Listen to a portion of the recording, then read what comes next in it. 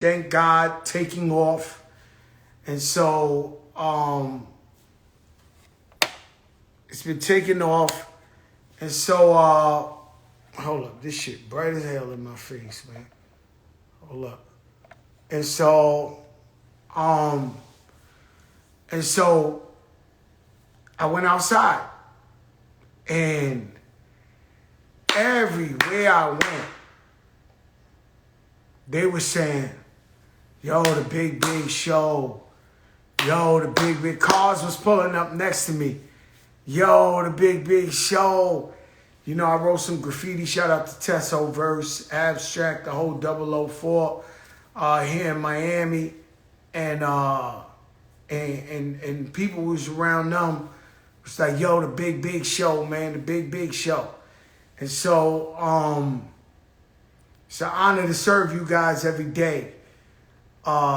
Pretty Lou, what's good, baby? It's an honor to serve you and bring the latest to you. This is a daily show, and it's live. So whatever we say, just know it's live. And so we the biggest in the game. We take no talk back. Shout out to the Tats crew. That's my crew. So out here in Miami, because my crew's up in New York, I paint with the Miami crew. And that's 004. These guys I respect. Let's see.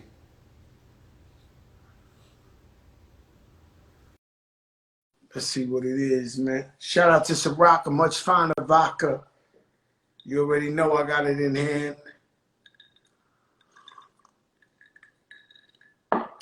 Fanmio, FANMIO. If you want to connect with your favorite artists or athletes. Shout out to the Bay Area in the comments. I guess he ain't ready yet. You know what I'm saying? And so it is what it is. And so it's Rick Ross' birthday, J. Cole birthday. It is cold as hell in Miami. So I know it's below zero in New York. So New York and Miami's like connected. Whenever it's cold here, June Torres, what's up, my brother? Whenever it's cold here, it is brick in New York. And so it's like the knee bone's connected to the hip bone. If it's cold up there, it's cold down here. But yeah, it's real. COVID is real. Stay masked up. Social distance. When I come out, social distance, masked up. Crazy hand sanitizer. You know what I'm saying? 6 feet. Yo, Mama Silvers, what's good? How you doing, babe? And so the new record is out. Sunshine the Light. And I've been doing a bunch of interviews and big shits. You know, I did Stephen A. Smith today, ABC. I did this business podcast. I don't know the full name like that, but Good Brothers from the Bronx. Charlemagne and them set that up. And so the phone ain't stopped ringing.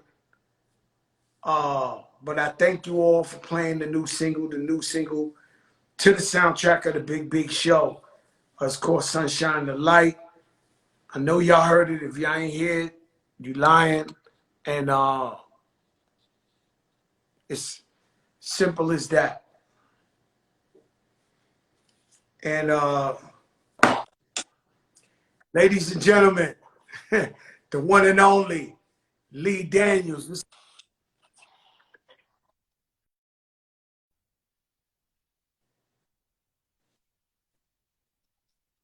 Hey Lee, I'm good. You trying to get this? I don't know how to do this. How do I do this? Yeah, let me see. I can hear you just like this, but your Wi-Fi look like you got that Teddy Riley Wi-Fi when it's like. What do that mean? You know, that means it's like you blurry, slow, delayed reaction.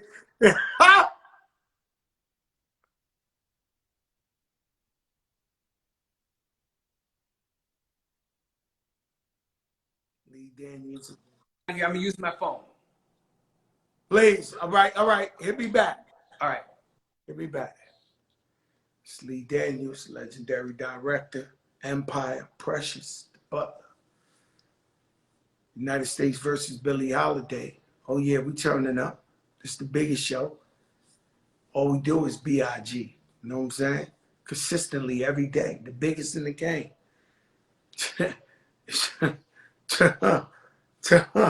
And they wonder why. The man crazy. I'm telling you, bro, I ain't been able to go outside. Today I seen a couple of people.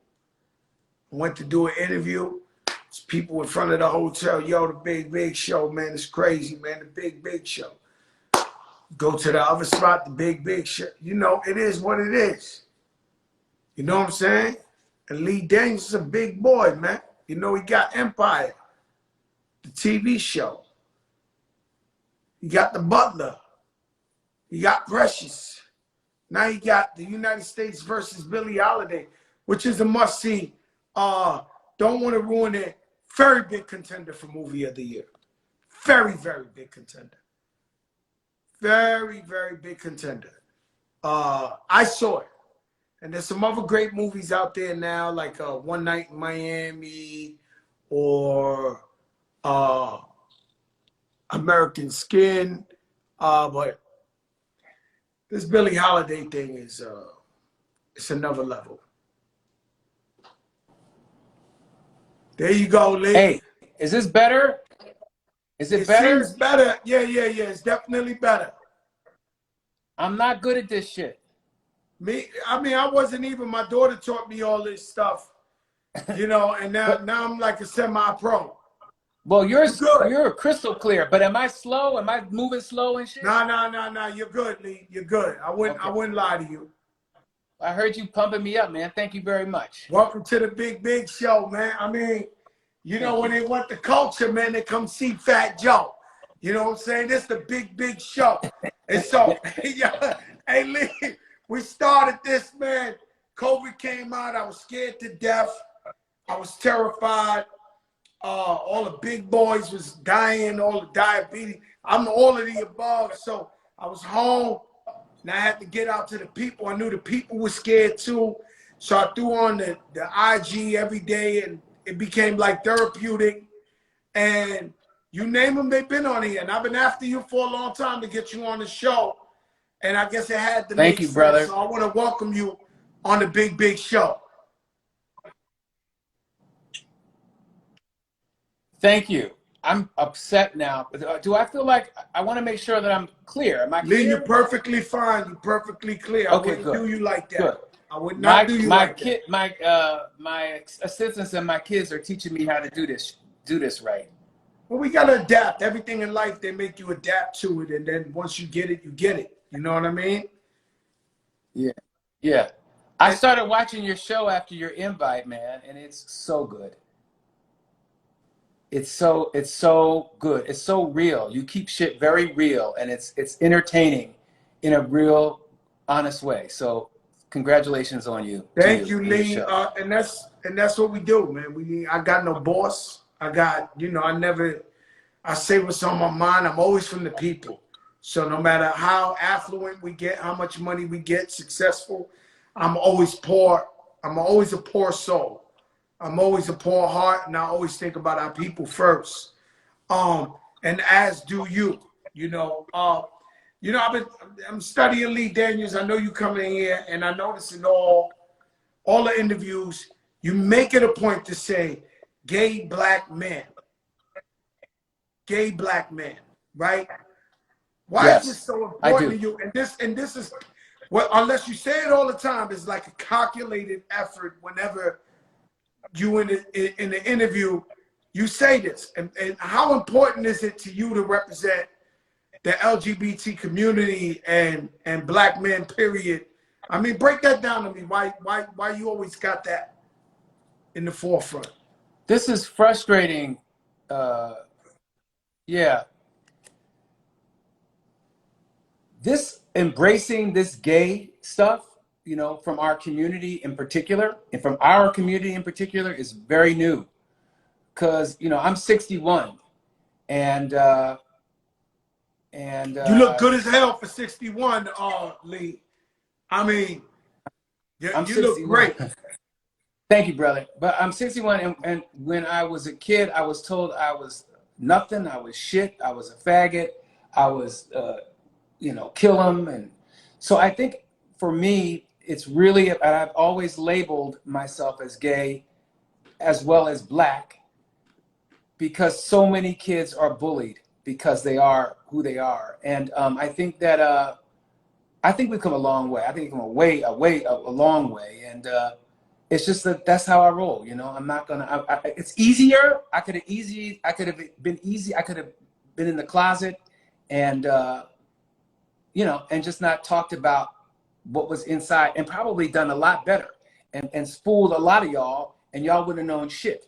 You know, but I wanted to be my authentic self, to live my true self. You know, I appreciate that, man, and I think we all got to be truth. A lot of our legendary artists and singers and actors, they lived at a time where it was almost impossible to say that publicly, and so they had to live in the shadows. Where, you know, when we look now at that, we said, man, I wish my man could have said what it was. I wish he could have lived as free as he wanted to be. You know what I'm saying? So, and so we Bayard got. Rustin is a hero of mine. You know Bayard Rustin? No, who's Bayard Rustin? What'd you say? No, I don't know who's Bayard Rustin. Tell me. Bayard Rustin helped Martin Luther King write the "I Had a Dream" speech. He was with him all the time, and the NAACP told him he had to part ways. If it's some heavy, look. I want to tell his life story. Hello? Yeah, can you hear me? Yeah, paused up. It paused. Yeah, I said look him up. I want to tell his life story. You want to tell his life story? You should. You should. For sure. Yeah, I think that, like, even with Billie Holiday, I mean, I don't think that people really knew that she was bisexual, and I think that that's an important part of her legacy too. You know, did you see the film? Of course, I saw the film, and she obviously in the film she was bisexual, but she was more than that. And so my personal opinion is maybe I've evolved.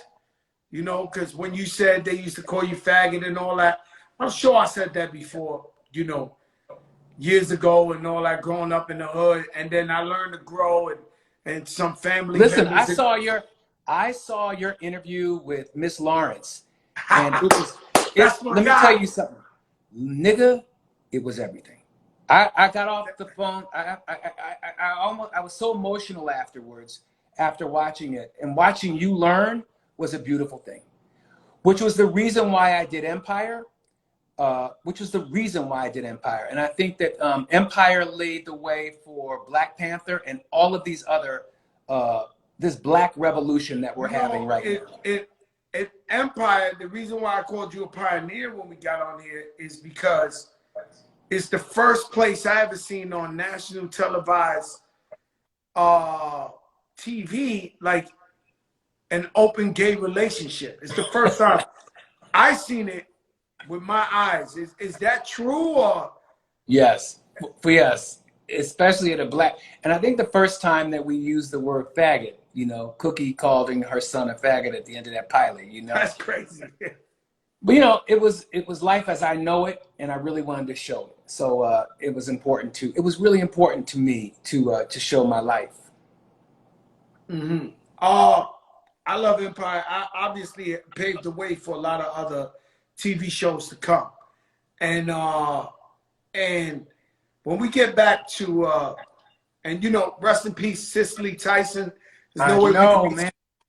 If I'm acting a little weird, it's because I loved her so much, and it's a very I don't know. I was even going to cancel, man, because I'm in a place about that. It's what she has done for us, what she has lived. You know, I'm sort of shook about it. I'm not me. So you got to excuse me, man. No, it's okay, Lee. I understand. I met her, I think last year at the Essence Fest. Mary J, my sister, do a woman empowerment brunch, and she got up there and she spoke, and she looked so beautiful. Like her skin was so beautiful, and she looked young still, and she was vibrant, and she gave this speech, powerful speech. And you know, we never know where nobody's gonna go.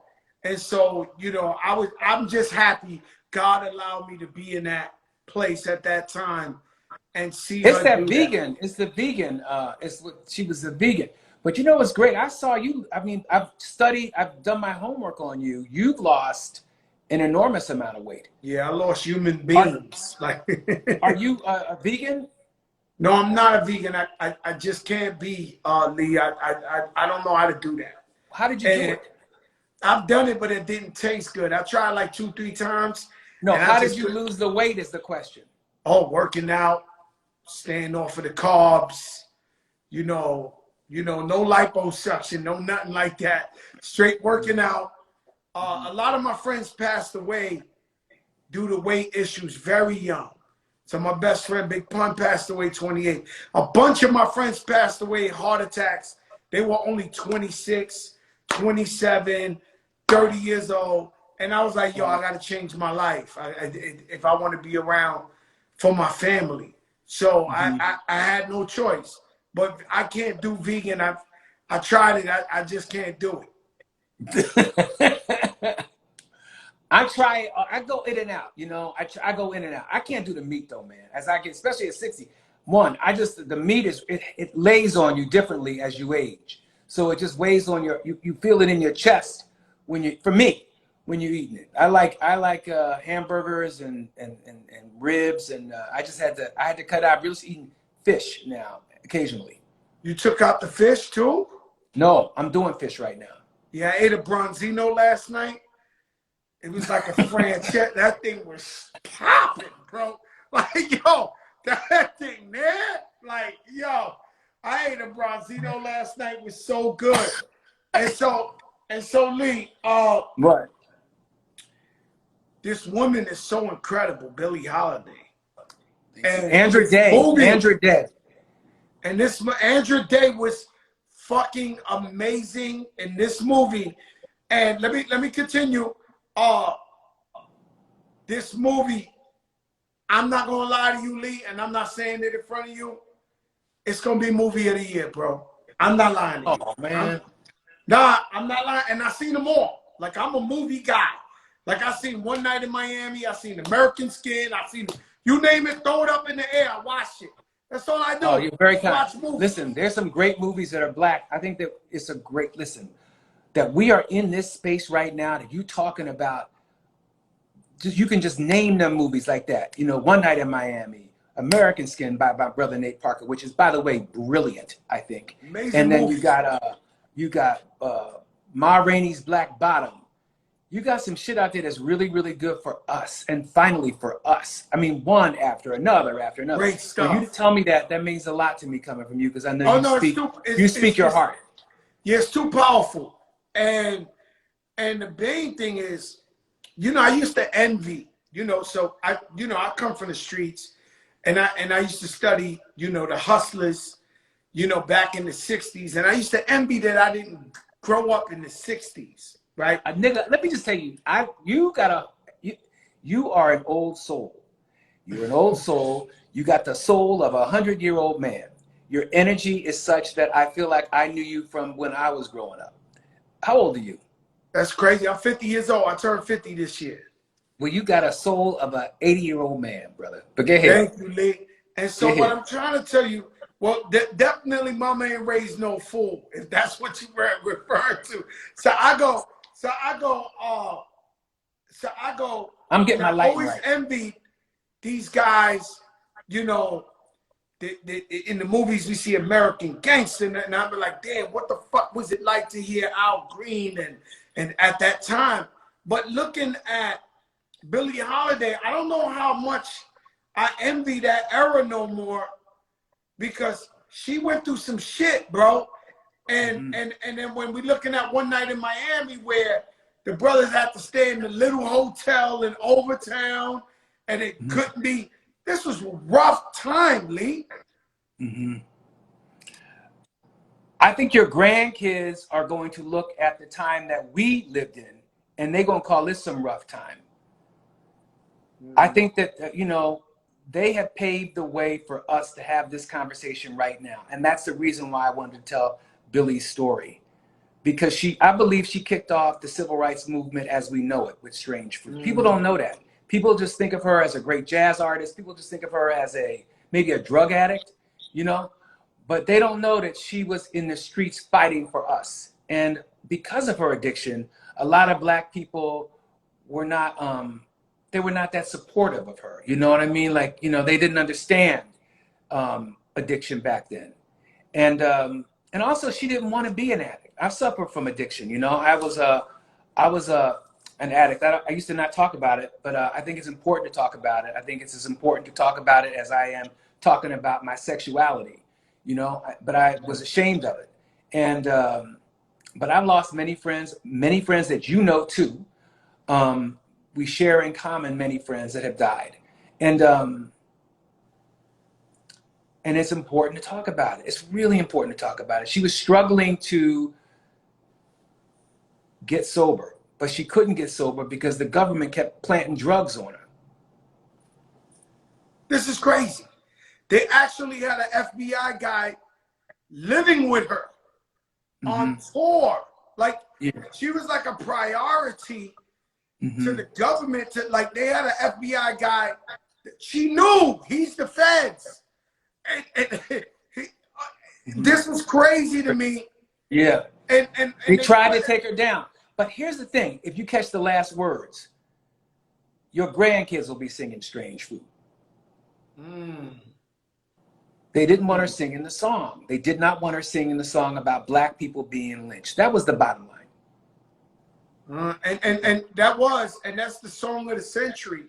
And to talk about addiction, I'll go up. This guy right here behind me in this painting, it's the only art I own. Is a salsa singer named Hector Lavoe. He's one of the greatest ever, my favorite ever. And he dealt with addiction. He got the movie that J-Lo and Mark Anthony did, El Cantante. Oh, yeah. You saw this movie before? And I did. I think that was some of J-Lo's best work, to be honest with you. When she played Poochie, and this guy, you know, I never use drugs. I'm very serious about this. I never use drugs. Well, God bless you. You're very, very blessed, man. But look how I love this guy. Regardless of drug abuse or whatever the case may be, I worship this guy, man. And so I know that it's an illness more than... But you know, it's not just it is an illness, but it's also the environment that we as Black people have been born into. I could never understand why it was that it's easy to... but the government, in their own insidious ways, Joe, they put this shit in here and make it easy for us to be. And we are an oppressed people. So it's easy for us to, we're victims. We're ready to, you know, let's take the pill to make this shit go away. Let's shoot this shit up to make this shit go away. You know what I mean? And you know, with addiction, it just grows and grows and grows. So you lose track of reality and priorities while you're getting high, and then it only gets worse and piles up, and the landlord keep knocking on that door for that rent. Yo, Lee, they want that rent no matter what. Listen, who you telling, nigga? I know that. I know that song and dance. Yeah, and it's crazy. And so to Billie Holiday, right? This one song, Strange Fruit, where she was describing the lynching. And she could one guy said, "I'm addicted to getting that money." Oh, that's a fact. I'm trying not to read because you know I've only done one of these, so I'm looking. It's hard for me. I'm looking down at the bottom, but I'm looking at you too. But go ahead, I'm listening. Yeah, to you. you know, it's fun, man. That's what I love about, you know, what I love about the show is that it's live. I love that the people can react and say things, and sometimes, well, you know, it's just live. And well, Miss Lawrence, our friend. Did you see? He's in the movie. Job. What a great! Didn't he do an incredible job? Yo, an amazing job. And I'm like, yo, Lawrence, and I'm going crazy for Lawrence. And so in real life, Freddie was her stylist, right? Who used to get her the gowns and stuff. Yes. Mm-hmm. And also would get high with her too, you know, where Rosalind, do you remember the girl, Divine Joy? I put her in Empire as I played her, she played Pound Cake in Empire. And then Eddie Murphy put her in, what was that movie? What's that show that Eddie Murphy put her in? The movie that Eddie put her in. Dolomite. She was in Dolomite with Eddie Murphy. All right. And then I put her in this. She's just brilliant, you know. But the Rosalind character, the girl with the patch, tried to keep her sober, where Miss Lawrence's character was keeping her high. And it's important to understand. The other guy was getting high with her too. Yeah. The like band player. Yeah. Mm-hmm. He was getting high with her too. Yeah. And it's an interesting love triangle because I knew, I don't want to give too much away, but the handsome dude, right? Trevante, did you see him in did you see him in his prior movie, Moonlight? Yeah, I seen Moonlight before. Mm-hmm. He was that guy in Moonlight. Moonlight, that's where you got him Yeah, from? he was the star of Moonlight. He was the star of Moonlight. Was he? He was the one that cried at the end. So he got older. He got a little bit older now. He was the thug. He was the drug dealer at the end. Oh, yeah. Oh, yeah. In Right. the diner scene and everything. Yes. Moonlight was an amazing movie, bro, by the way. It was brilliant. It's a brilliant movie. Brilliant movie. But this guy played such a great role in this movie, and I knew that somehow there was going to be a romantic thing. Yeah. I knew that off rip. I said, no okay, way. so here's the thing. I don't know how much of that is actually true, but they did have an affair and they did love each other. I don't know whether he was with her all the way towards the end of the movie. So she was without giving stuff away. Without giving stuff away, you know. I don't think, but they did have an affair and she did love him. And we know but so many he was in an interesting situation because the government couldn't bring in white people to come into Harlem to infiltrate Harlem, so they had to bring us in there. And so, but then when he really found out what was going on, why it was that she was the way she was, he became like a double agent. And I think his mother woke him up, and his mother said, "Bro, see what they trying to do to this lady? She's a hero." And when you got moms telling you she's a hero, he sat back and started to think.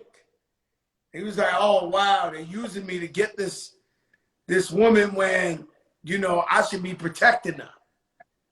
Mm-hmm. And yeah, you can't make this shit up, man. No, you can't make it up. It's amazing. And they try to, and what they've done is that they don't put this shit in our textbooks. They don't teach us about these things. They don't want us to know. You know. And that's why we need guys like you to do it. You know, almost like when Spike did the Klansman, right? We would have never believed no shit like that. Mm-hmm. You know, and so you got to tell a story. It's important to tell a story. That's how I look at it. When I see the Billie Holiday, of course she's superstar, living legend, one of the greatest voices ever. But to see the stuff she was going under, you know what I mean, and everything she went through, you know what I mean? Like, I'm writing a book about my life now. It ain't just about the first time I met LL Cool J or the first time I rapped. It's really about all the shit I done been through in my life. You know, like, wow, I can't believe he can smile and tell a joke. 2021. Mm-hmm. You know, and that's the main thing I took about this movie, where I was just like, wow, we know women. We all have women in our lives, and it could be the smartest women in the world. You know, they say love is blind, right? And so it's like, the most educated, smartest women in the world, they could fall in love with the wrong guys. But you understand why she was wrong with the wrong guys, right? You do understand. She grew up in a brothel. Well, she grew up in a brothel. She was a prostitute. She was forced into prostitution when she was 11. She didn't know love. She did not know love. So like we are blessed that she lived that she used the pain that she had and expressed it through her music, you know? Yeah, man. Billie Holiday is a beast, man. Her story is sort of legendary. And I don't know whether you remember Lady Sings the Blues, but that's the reason why I got into I saw Lady Sings the Blues when I was a teenager, and I'd never seen a black couple in love before on the big screen ever. You know, Diana Ross and Billy D. Williams was kissing, and Richard Pryor was telling jokes, and you had all of them beautiful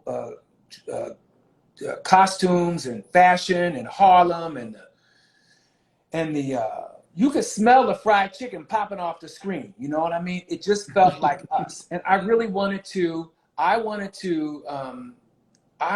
to make people feel, because I didn't know the word was director. I didn't know the word was creator. You know, I didn't go to film school. There wasn't anybody out there that was black that was that I could relate to or understand that that's what it was that, you know, was called directors or called you know, writing, produce. So but I wanted to make people feel the way I felt when I saw that movie because it was bomb. And 40 years later, I got this script from Susan Laurie Parks, who's a brilliant playwright. And she wrote Top Dog, Underdog with Mos Def on Broadway and won the Pulitzer Prize, first black woman to win the Pulitzer Prize for a play.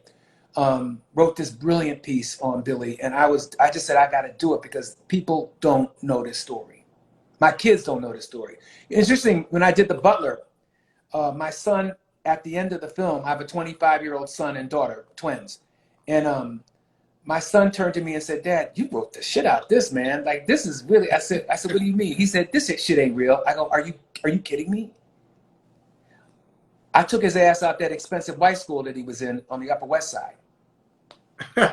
Hey, yo, listen, let me tell you something. I saw your kids, they're beautiful. And a lot of times people don't. So if we went to Precious, right? Yeah. Like, and there's no disrespect to you, Lee. Yep. I really ain't see the brilliance in Precious because in the project I grew up in, there was 9 Precious in one building. What? So, They was what? 9 Precious in one building. Like, I knew Precious on every floor. And for me, I grew up in it was so fucked up and we were so poor, Lee, that I thought that was normal shit. And then when you come out with this movie and everybody's like, it's a Precious, it's a thing. And I run to go see it. I'm like, yo, that's Janita, that's Latanya, that's Wanda, that's Lucy. How sad is like, that? huh? Yeah. That's the truth though, man. It's the truth. No, it's the truth. But what's crazy is the white people ate that shit up like, oh my God. Oh my God. They ate it shit. Let me tell you, listen to this. So I played that the first time I played Precious, me and Monique and Gabby we was at the Magic Johnson Theater in Harlem. Nigga, that shit played like it was a comedy. I said, oh shit, we got a comedy. We got a fucking comedy, right? So then we go to Sundance, where we the only spots in the spot. We the only niggas in the house. A room full of white people. 3,000 white people. You could hear a pin drop. It was art. It was art. Yeah, this is what I'm saying. This is what I'm saying. Yeah. No, yeah. And so, like, when I spoke to white people about Precious, oh my God, have you seen this movie, Joe? I'm like, I gotta see it. I see it. I'm like, yo, this is my project building on every floor. But it was a comedy in the hood because they know a million Precious, unfortunately. And to the white people, it was like, they never saw this shit before. They didn't know that this exists. And I mean, that's the beauty of telling real stories on the screen. But you know, my first movie was Monsters Ball. My very first movie that I produced was Monsters Ball. And that was Puffy's first job. I got him a SAG card. And so that's Monsters Ball with Halle Berry. Yeah, she was the first black woman to win an Oscar. And so that was exciting, and that was my first movie. And then my second movie was a movie that Damon Dash helped me with called The Woodsman, and we won Sundance with that. And that was about pedophilia with Kevin Bacon. It was interesting, you know, when we were doing the film. I saw that movie. I saw that Yeah. movie. Dame believed in me when nobody else did. It was a beautiful. It was anyway. So we did the movie, and it was written. I wanted Sam Jackson wanted to do it, right? And then my mom said, "No, you ain't having a black man playing a pedophile." And it was sad because I felt like, you know, no, I was just like, it was sad because it's sad because we don't get those complicated roles. You know, we should be able to play those complex characters. But we have to live at such a high bar, Joe. We have to be, you know, and that's disturbing that we have to not show who we really are. I'm gonna tell you some sad shit, Lee. And I need to snap out of it, but I never liked Kevin Bacon after he played that role because it was so.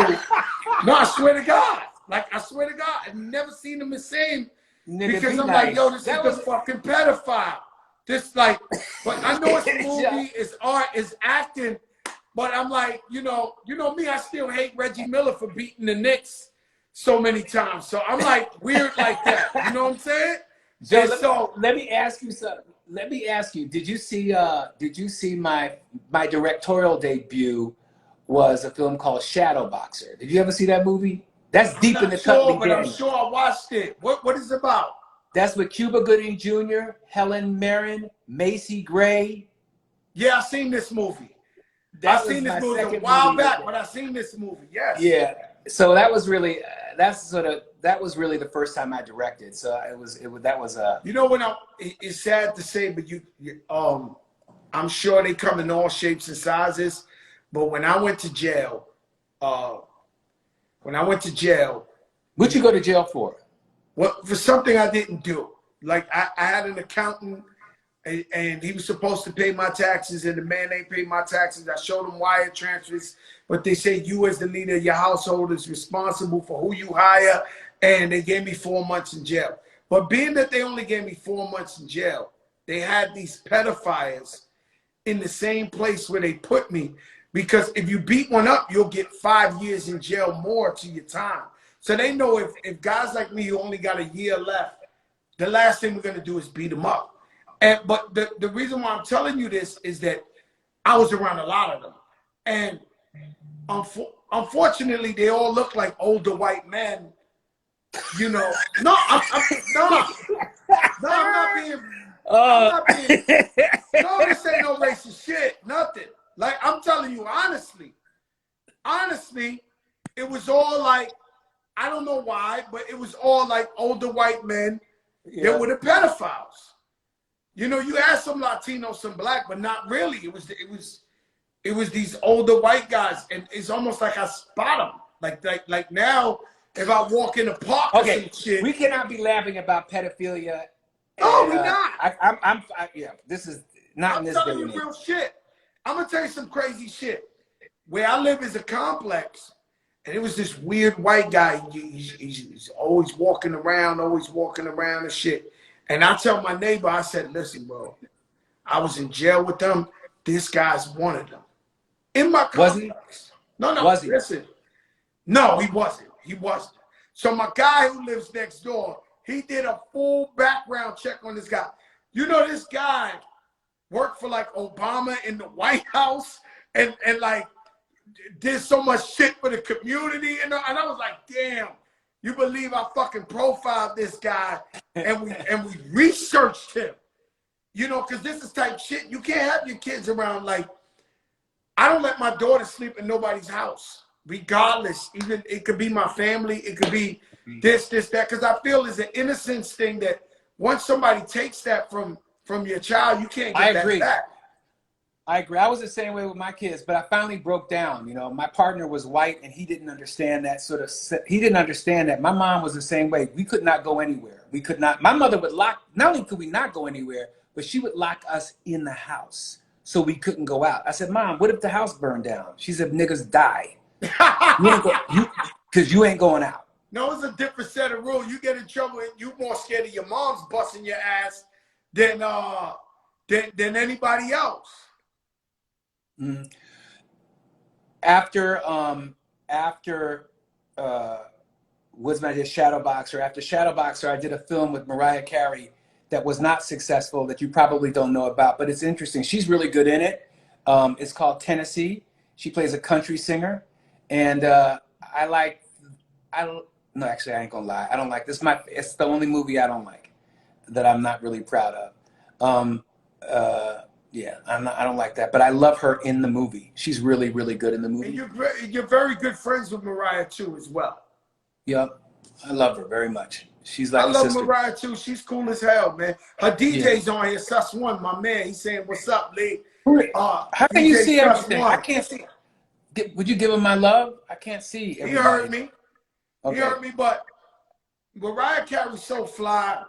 I remember one day she told me to come see her, and I came, and it was a lady massaging her, right? And while I'm talking Where to her, did you? Where was this at? Was this in New York? it was in New York. It was like the Hit Factory, a studio or something. Yeah. Mm-hmm. And Yeah. she had a lady massaging her the whole fucking time. I'm talking to her, the lady's just massaging. I said, yo, I wonder if I could hire a lady to massage me all fucking day. Like, Mariah got She's me on a unbelievable. salary. Yeah, she's unbelievable. She's we're working on her. We're doing her her life story. We're trying to figure out what to do with that, based on that book. MC should come on here. She been on here? Nah, she ain't come on yet. But I ain't asked her yet. We got to get her on. We need her. I'll ask her. You know, Yeah, Mariah Carey. I just love your show. You know, I had, and my brother's watching for sure. I got a brother that dealt with a lot of drug abuse his whole life, and we couldn't stop it. We put him, you know, he knows. We put him in 1 million programs, and his Fat Joe, you know, when I come back, it's all the way up, and it's on every radio station every second of the day, and so as soon as I land in New York, my mother's like, go to the hospital. Your brother's in the hospital. Your brother's in the hospital. And I had a big concert right out the same day. So I flew in from Miami for the concert, and it was in my hood. It's the first time there. I've never been in a gang. I've never been part of a gang. But like the police were just so scared of me in my neighborhood, they never gave me permission to perform in my neighborhood ever in life. Why right? is that? Why is that? Why is that? I have no clue, right? So I go in to the hospital and to see my brother. My brother got blind. Now, I don't know diabetes or drugs or whatever. My brother was blind. This is my mentor. This is the guy I always looked up to. This is my biggest influence. Like, if you like Fat Joe, you really love him because I stole my DNA from him, right? And so when I get there, he's so skinny and he's blind, and fuck me up, Lee, like to another level of fuck me up. What was even worse was I tell him, yo, come to Miami with me, bro. You ain't got to do nothing. You just stay in the house. We'll feed you. You chill like a king, bro. It's over. You retired. Come to Miami with me. He said, nah, Joe, I'm gonna press my luck out here, blind, in the Bronx. So I said, well, fuck me up. I go, that now I'm gonna tell you why I'm telling you this story, but I go from there to Crotona Park where I grew up at. Bro, I'm not gonna lie to you, Lee. That's why I said let your darkest moments bring your most clarity. In my hood, there was 20,000 people out there to see me perform. It looked like fucking Yankee Stadium, the people out there. Old people, young people, everybody I ever knew in my life. I mean, they gave it up. Like, it was the craziest shit that I seen this with God. And then that night I went and did a concert. It was 20,000 people. And it was like the best day of my life coming to my hood and do this. But the reason I say that is I know that Mariah Carey dealt with a sister who dealt with a lot of drug abuse. And when you got money and you got fame and all that, you're not susceptible. You can't avoid real things in life. You know, and I always said, damn, she's the biggest ever, you know, she's the biggest star ever. but she couldn't stop her sister from using drugs. And that's a powerful thing to me, you know? Mm-hmm. Drug addiction is real, man. Drug addiction is real. And I really try to address it in the film. I did a movie called The Paperboy. Did you see that film? No, I'm not sure. What's The Paperboy No, you about? got, okay, so do me a favor. The next time I'm on your show, you got to write down, this is one of my favorite movies. It's with Matthew McConaughey and Nicole Kidman and Macy Gray. It's called The Paperboy. I had to see it, but and Zac Efron. For those of you that don't know, hey, everybody out there, for those of y'all that don't know Paperboy, watch it. It's one of my favorite movies that I directed. No, I'm going to watch this movie. You did that movie? Yeah, I did the movie. It's a great film. I love it. People don't know that it was a quiet movie, and that was before The Butler, and then after The Butler, I jumped into television where I got lost, really doing Empire, and I didn't, you know, that first season of Empire, I gave it everything I had because that was, you know, it was a lot.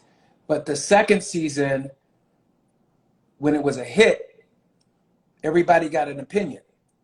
Everybody, then the white people come out, you know, with the suits, and they got this idea and that idea and this idea and that idea. And I'm like, shit, I don't know. This is not me no more.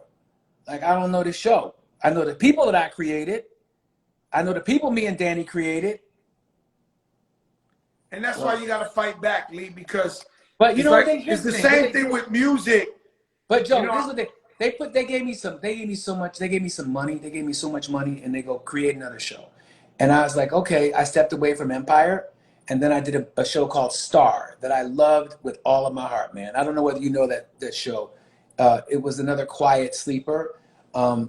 Yeah, I don't know that show was Star. I've never seen that. Star was my baby. It was something that was very dear. Miss Lawrence starred in that too. Queen Latifah was in it.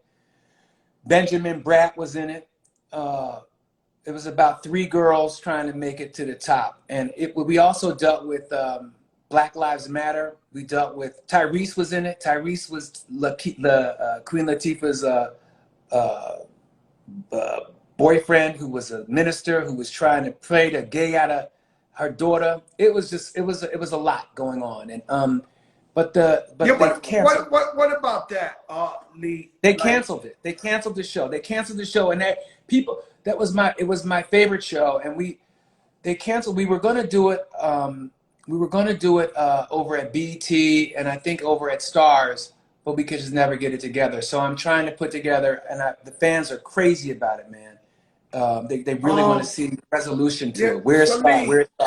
So Lee, this is a problem, right? Because unconditional love is unconditional love, right? And you know, it's very difficult, I would think, as a parent, especially a macho father or something, to accept their son is being gay or whatever the case may be. But I've never found proof of someone beating the gay out of somebody or sending you to church, and this church or this program is going to stop your kid from being gay. I believe if a person is gay, they're gay. Am I correct, Lee? That is correct. But when did you start believing that is the question. No, I believed that my whole life. Like I believed that my whole life. Yeah, for sure. My whole life, I believed that. I always believed sure. If I grew up with a kid that want to play with little Barbie dolls and want to wear the pink shit, we know where that's going. Let me ask you something. But how would you feel if one of your kids told you just that? Well, I would have to love them. Me personally, I would think beyond everything and just love my kid. It would be hard. It would be hard to walk in Diddy Bop, my son is gay and all. It would be hard, Lee. But I love your honesty, brother. I love your honesty. If you're telling me to not love my child, that won't happen. Like I'm gonna have to love my child. But see, you are a father, black father. That's 2021. That was not the black father that I had. Well, I know. That was not, because it was hard enough being black as it was. So he did not want to see. He said, "Why do you have to be a faggot? You don't have to be a faggot if you are already black." black and a faggot, you ready to get killed. You So, definitely was ready to get killed, and you didn't even have to go to the white community for that. It was really dangerous back in the day. You know what I'm saying? And it's still dangerous now in some places. in a lot of places, Joe. A lot of places. Transgenders. You know, Kids the are reason killing I have themselves. brought Miss Lawrence up here, and we family, you know, but because they was beating up all the transgenders in Atlanta, and word got back to me, and I was like, yo, fuck that. Let's get Miss Lawrence on here so we could talk about it. You know, Which was a very powerful, dude. It was a very powerful, very enlightening conversation, because the thing is that you speak for the community. And so when you were asking questions that genuinely so many people out there, you speak from a lens that millions of black men see. So you were asking the questions that needed to be asked. If that well, makes you know, any sense. whenever I do interviews or do music or whatever, I'm always talking for like the audience perspective. It's never really Fat Joe's perspective. So like Dr. Fauci came on here, I said, yo, my people want to know when we go to the strip clubs. And so Fauci must have said, yo, this guy's a trip. Well, I mean, look, that's what they want to know. What did he say? I missed that one. What did he say? What did he say to He you? said, Joe, you know, I don't think it's time to go back to the strip clubs yet, or whatever.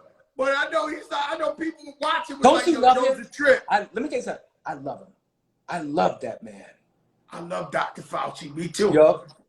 You know, with Dr. Fauci's a great guy, man, and he said he went to one meeting with Biden, and he was like, his words was hallelujah when he walked out that meeting, because he was like, wow, like night and day, like and thank God for Dr. Fauci and everybody who just gives their life to change. You know, just give their life to change.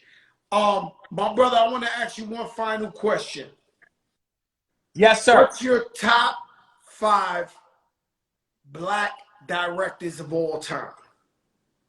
My five top directors. Steve McQueen. No, I said black. Steve McQueen. Steve McQueen sound white on a horse. Steve McQueen did 12 years a slave, nigga. Oh, that. Come on, get with it. Get with it. Get Hold with up, it. Get nah, on but you that know with there's a it, white Joe. dude named Steve McQueen that was a cowboy. I know there's a fucking white dude named Steve McQueen, but come on, get with it, Joe. All right, so Steve McQueen is a black British director. That was amazing. He's amazing, right? Amazing. Yes. And then I like Steve McQueen. I love Casey Lemons. I love Casey Lemons. I think she's incredible. You really gonna make me put these people on this. I love Dee Rees. Dee Rees. My good friend, my really good friend who passed away was John Singleton, who I love. You know, I used to hang out with John at the So, wrong places. Me and let me John tell you, so did I. hang out So in did the I. wrong So did fucking I. places, man. John Singleton. John didn't know in that I the was Bronx gay in at a first. Listen, fucking house John party, and What? I walk in the next room and John Singleton is in that motherfucker. Like, I'm like, yo, what are you doing in the Bronx at 3 in the morning in a fucking house party? Like, hilarious. yeah, John Singleton. And I gotta say, my next is a toss-up between these two right here. Is my next one. How many did I give? You gave 4. You gave So Steve McQueen, you gave Casey Lemon, you got Dee Rees, you gave John Singleton. I'll let you give me 2 more. Give me 2 more. My next one is Nate Parker. Nate Parker did American Skin. An amazing movie, bro. He is the truth. And then I gotta say, I love and these are not in any order because I love them all the same. I would say I'd have to split it between Ava DuVernay and Spike Lee. So that's yeah. And I believe saved them for last because That wasn't because they fit on my list though. It's all the same. They all. I know they're on the list, but I mean, Ava and Spike Lee are like the usual suspects. That's like when they say, Fat Joe, who's your top 5 rapper? Biggie and Pac. Like, you know, You saved it for the end because you wanted to give some creative answers, but more than likely the Biggie and Pac is the Ava and Spike Lee. And, Yeah. and I get that. I get that. All right. I didn't hear Jordan Peele. Oh my God. Now, you're going to make Jordan look at this and No, think I don't want nobody to get mad at you. I don't Oh want my nobody God. to get mad at you. Oh my God. But this guy, he's a problem. He ain't no fucking, he's not a joke. Here's the thing. not a I think joke. we all bring a specific something. When you walk into a Lee Daniels movie, you know exactly what you're going to get. You know exactly what you're going to get. And why you say that, let me tell you something. Movie of the year thus far is coming up. This movie you've done was amazing, my brother. Billie Holiday versus the United States of America. Everybody must see it. I'm telling you now, the reviews are going to be through the roof. I don't care about reviews. Gonna Let me go tell you, crazy. I care about your review right now, man, because that's where I want to go. I want to make sure that I speak to people. I want you to know, Lee Daniels, you sent me 2 fucked up links. The movie kept stopping in the middle. I watched this movie like 3 times. You sent it, the movie stopped in the middle. Oh, Joe, got to get you another link the next day. I go back. I'll get you a DVD. I'm gonna get you a. Again. You got a DVD player, nigga? No, I got a fucking movie theater that looks like iPic. Yikes! Like the big shit. Like, so I'm sitting there. So then I watched it the 3rd time, so I really understood everything.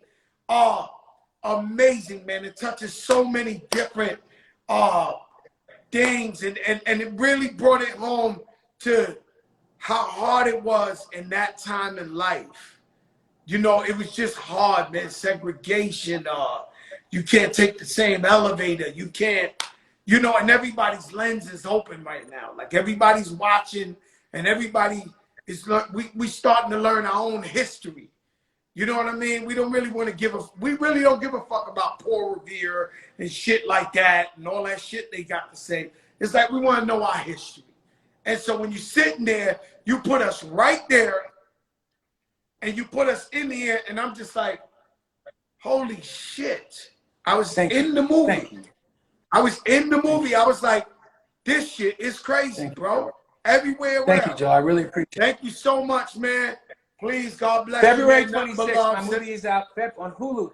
Hulu, February 26th. Hulu, February 26th. I want to thank you, Joe, for having me on for the first time. I look forward to coming back again and again. In the meantime, I'm going to watch your ass when you crack me up. You know, I give it to the people the right way. This is the big show.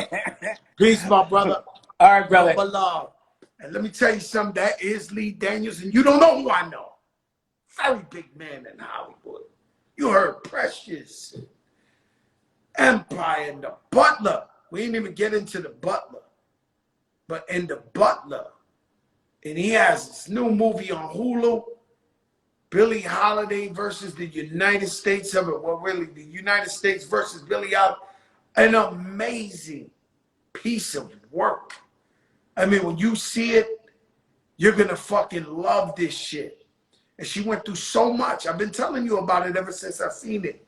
She went through so much, man, just over a song. Over a song. And at the time, they couldn't take the importance of this song. So they would follow her. They wouldn't let her perform. Every time she tried to sing the song, the cops would rush the stage. So you could imagine Carnegie Hall, the Apollo, wherever, million cops in there. The minute she go to sing this song, they attacked her. And then one thing I didn't talk to Lee about, it was like you needed permission to perform back then. It wasn't like now us rappers could go to any club, any venue and perform. It's like back then you needed permission, so they took her permission. And the only place she could perform was like in Washington, D.C. or Philly.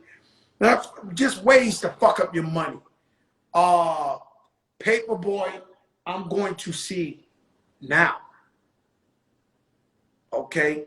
So he recommended a movie he did called Paperboy. I'm going to see that now. And if you didn't know, you know now. I'm a big movie buff. I love movies. I love watching movies. One of my favorite things. Eat Philly, what's up? And so, terrible, terrible news. Cicely Tyson has passed away, 96 years old. I mean, we all gotta go, but she was a living legend. Forever beautiful woman, groundbreaking pioneer, opened so many doors. Happy birthday, Rick Ross. Happy birthday, J. Cole. The Big Show salutes you. Armando, I see you. I see you, Armando. And this is the biggest show in the game. Believe in God. Put God first. Let your darkest moments bring your most clarity. And just know, never give up on your faith. Never give up on God. Sometimes our journeys are different. Sometimes it's harder for others. But you always got to remain true and don't question God. Because at the end of the day, he's going to grab you, man or female, and tell you, I was with you the whole time. You prove your loyalty. Now you're going to get whatever you want beyond your wildest dreams. This is the